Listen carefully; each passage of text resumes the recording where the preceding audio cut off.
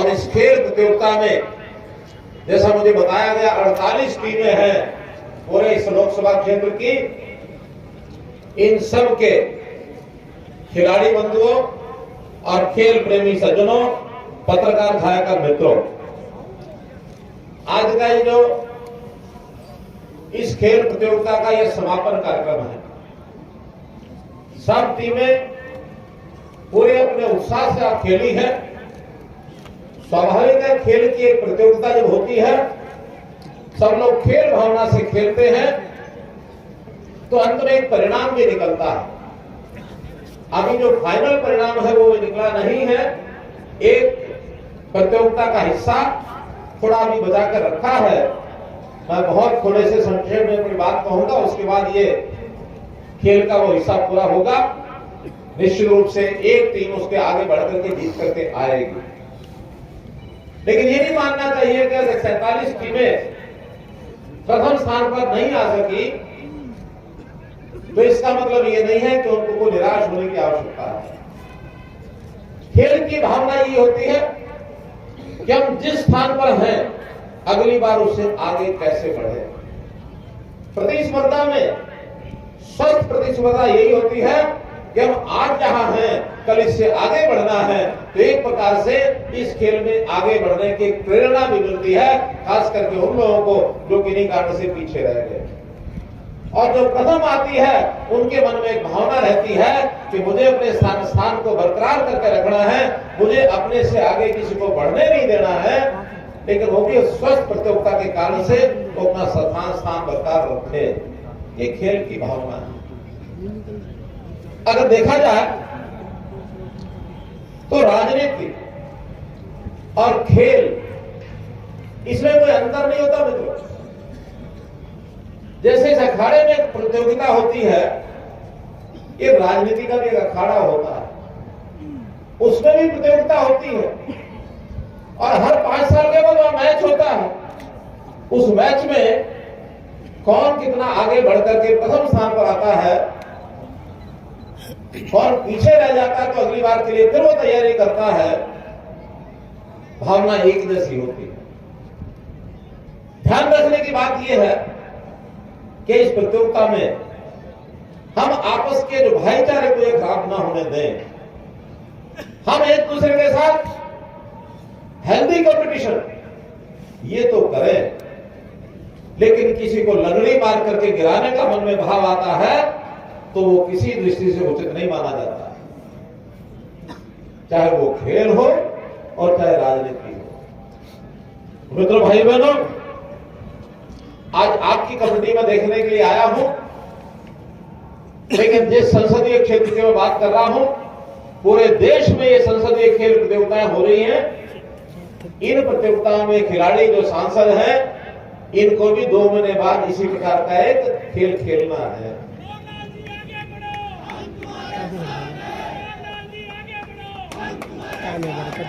और उसके ठीक 4 महीने के बाद हरियाणा विधानसभा का चुनाव, वो भी एक खेल है। उस प्रतियोगिता में भी उस समय जीतने के लिए आगे निकलना है। अब चूंकि जब खेल में यहां तो निश्चित खिलाड़ी होते हैं, मानो 11 खिलाड़ी दोनों तरफ हैं, लेकिन वो जो खेल है राजनीति का, उस खेल में एक साथ लाखों लोग भाग लेते हैं। और जब लाखों लोग भाग लेते हैं उस समय ये नहीं पता होता कि कौन किस पाले में है, कौन किस पाले में है। लेकिन हमको अपना नेता पसंद करके, जो नेता पसंद हो उसका पाला धीरे धीरे निश्चित होकर के बड़ा होता चला जाता है। तो आप लोगों को ध्यान करना है कि हमारा जो यहाँ का नेता होगा, उस नेता का नाम बता दो, उस नेता का नाम बता दो। चाहे वो इस 2 महीने बाद का खेल हो और चाहे 6 महीने बाद का खेल हो, उस नेता का नाम है कमल का निशान।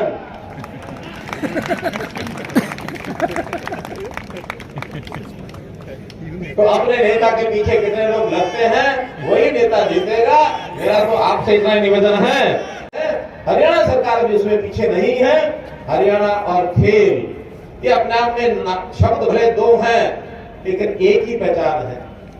हरियाणा की पहचान हमारे जवान से है, धाकड़ जवान, हमारे किसान से है, धाकड़ किसान, और हमारे पहलवान से है, धाकड़ पहलवान। तो खेल के नाते से हम देश और दुनिया में अपना नाम कमा रहे हैं, लेकिन जहां हम हैं इसमें और आगे कैसे बढ़े, इसमें हरियाणा सरकार अपनी भूमिका निभा रही है। हमने बहुत से ऐसे इंफ्रास्ट्रक्चर, जिसके अंदर चाहे वो स्टेडियम हो, चाहे वो राष्ट्रीय स्तर के, अंतर्राष्ट्रीय स्तर के खेल स्टेडियम हो, अथवा गांव लेवल के हो, हमारी खेल नर्सरियां हो। हमारे खेल नर्सरियों में अभी 1100 नर्सरी, उसमें 400 और बढ़ा करके हम 1500 कर रहे हैं। इसी प्रकार हमारे जो खिलाड़ी हैं, उन खिलाड़ी की भर्तियों की बात हमने उनको रिजर्वेशन दे करके, और चाहे वो ग्रुप डी की है, सी की है, बी और ए, सब में योग्यता के हिसाब से उनको भर्तियां कर रहे हैं। 550 ग्रुप ए बी सी के हमने नए पद सृजित किए हैं, और जिसमें 223 खिलाड़ियों को सरकारी नौकरी दी जा सकी है। ग्रुप डी का रिजल्ट अभी आने वाला है। जितने भी संख्या है, अर्थात जो 13,000 हमारे जो ग्रुप डी की भर्तियां होने वाली हैं, उसमें 1300 जिनके पास खेल का और सर्टिफिकेट है, वो जेन्युइन सर्टिफिकेट के आधार पर 1300 खिलाड़ियों को भी 10% के हिसाब से उनको नौकरी दी जाएगी। नगद पुरस्कार के नाते भी हरियाणा देश और दुनिया में सबसे ज्यादा पुरस्कार दे रहा है। हमारी जो राशि की जो सीमा है, बड़ी से बड़ी जो राशि की सीमा ओलंपिक खेल में गोल्ड मेडलिस्ट को हम 6 करोड़ रुपया देते हैं। देश और दुनिया में कहीं 6 करोड़ नहीं है। इसलिए मित्रों, उसी हिसाब से आगे बढ़ते हैं।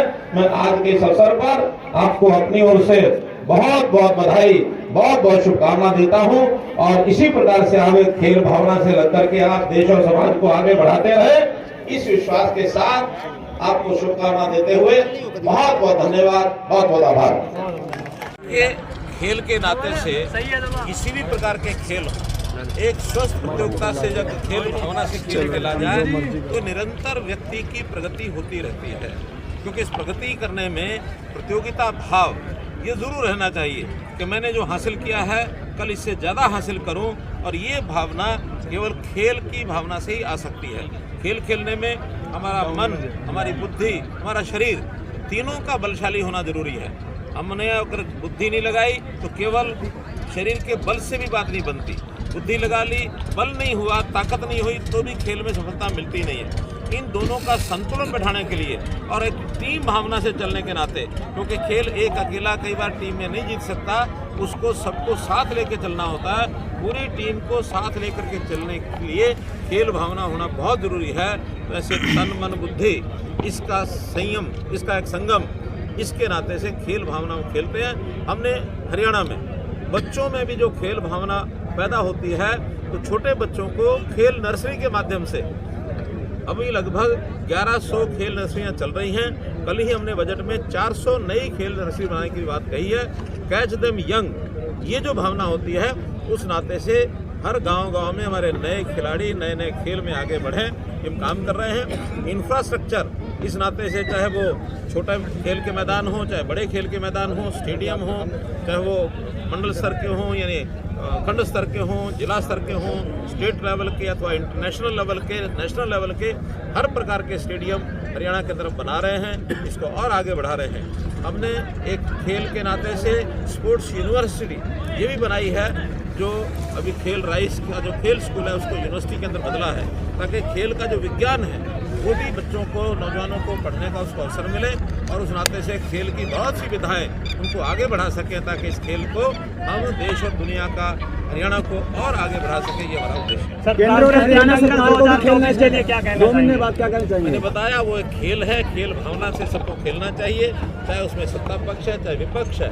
कभी भी अस्वस्थ प्रतियोगिता नहीं करनी चाहिए। हमारे यहाँ चुनाव आयोग के द्वारा बनाए गए जो नियम हैं, उन नियमों का पालन करते हुए और जन जागरण करते हुए आगे बढ़ें, तो उस प्रतियोगिता में से निश्चित रूप से जो भी रिजल्ट निकलेगा उन सबको स्वीकार होगा। सीएम साहब, नेटबंदी को लेकर काफी दिक्कत का सामना करना पड़ रहा है। सबको खेलना चाहिए। सर नेटबंदी को लेकर काफी दिक्कत का सामना करना पड़ रहा है, शिक्षा पे असर पड़ रहा है, बच्चों की परीक्षा चलिए तो कब तक नहीं आ रहा है सर? आप खेल भावना के नाते, प्रतियोगी स्वभाव के नाते आगे बढ़ेंगे तो सब चीजें ठीक हो जाएंगी।